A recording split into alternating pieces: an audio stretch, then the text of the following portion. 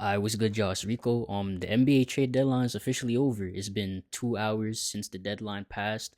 I'm sure everyone is more concerned about the Anthony Davis trade, the James Harden trade, Giannis and Ja Morant not getting moved and remaining on their teams for the rest of the season. But the Ivica Zubac trade that went down right before the deadline has potential to be insane looking into the future. So the deal is the Los Angeles Clippers trading Ivica Zubac and Kobe Brown to the Indiana Pacers in exchange for Benedict Mathurin, Isaiah Jackson, two first-round picks, and one second-round pick. So Zubac is one of the better centers in the entire league.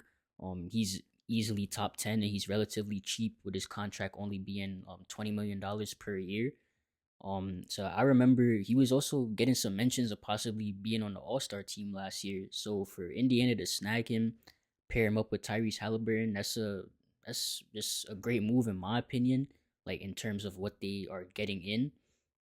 Um, his fit on the Pacers roster is obvious.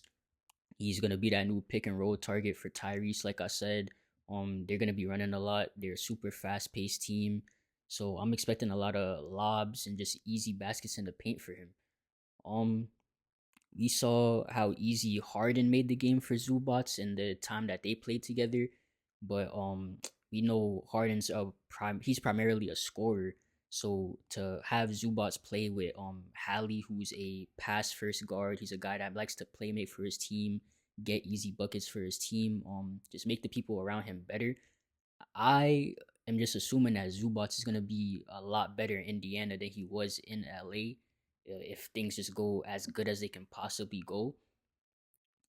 As for Benedict Mathurin heading to LA, I I honestly love it for both him and the Clippers. So Ben's averaging 18 points per game on 43, 37, 88 splits through 28 games played this season, and he just had 25 points, 5 assists, and 4 rebounds 3 days ago in a close 4-point loss to the Houston Rockets. He's just a dynamic, super athletic, three-level scorer. He's a pretty solid defender with potential to be even better going into the future.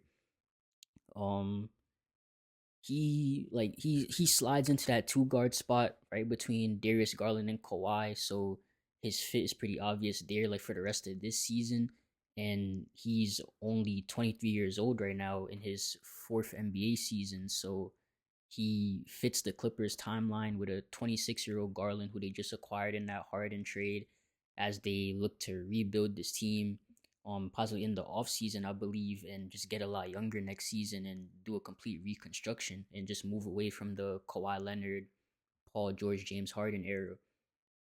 The We're just moving away from the players involved in the trade. The absolute just biggest highlight of this trade, in my opinion, is those two first round draft picks that Indiana traded to the Clippers. The Clippers are getting a 2026 first, so the Pacers draft pick this year protected in the 1 through 4 and 10 through 30 ranges.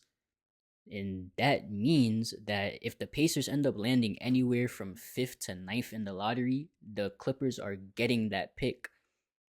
So that's super important because clearly the Clippers are moving in the direction of blowing this team up, and we know that no matter what happens, the OKC Thunder are getting their pick this year because of the Paul George trade in the past.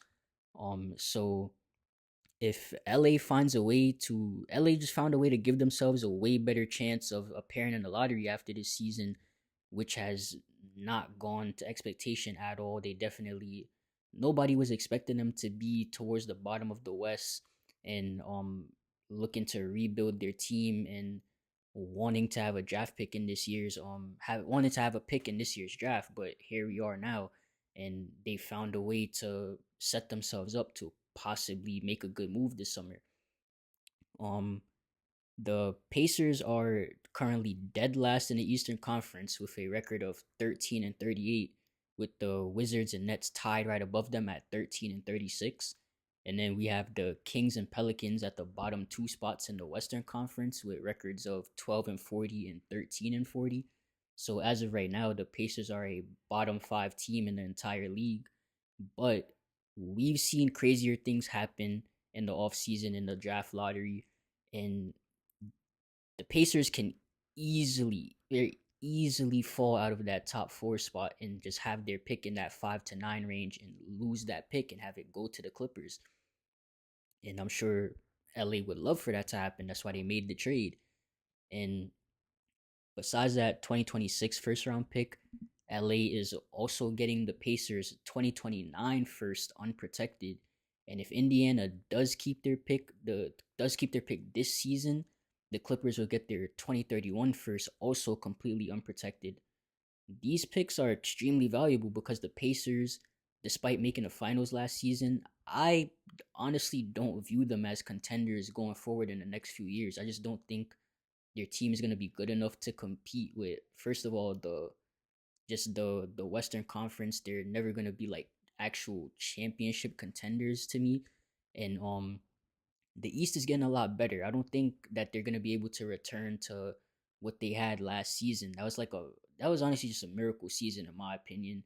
They were a great team. I won't doubt that, but just the circumstances they had going along in the playoffs, I just don't see that replicating itself.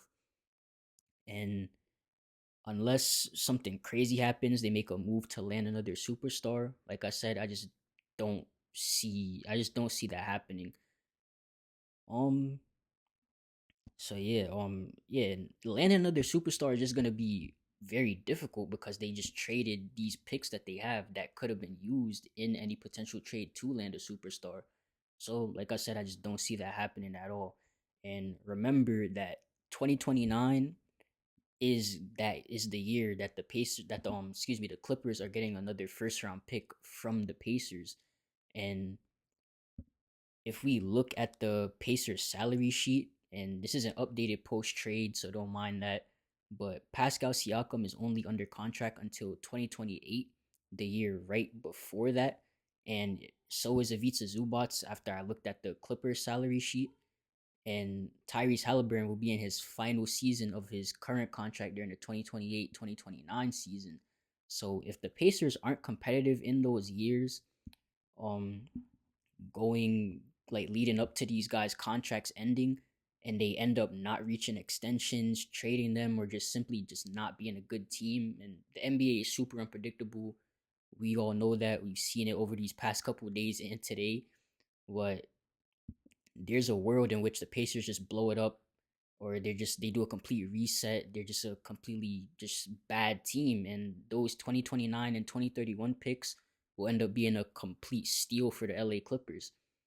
Now, nothing normal ever happens with that organization, and if these picks are just they can be extremely valuable to them if everything works out the way that I'm saying they could potentially work out, and this would just be a unprecedented turnaround for what was looking like a absolutely just awful situation for them. But those are my thoughts. Let me know what you think in the comments if you have anything to say. I love this move for the Clippers. I'm not really sure why the Pacers gave up so many assets with those type of protections, or lack of protections. Excuse me for like the future picks, but we'll see how it works out. Peace, y'all.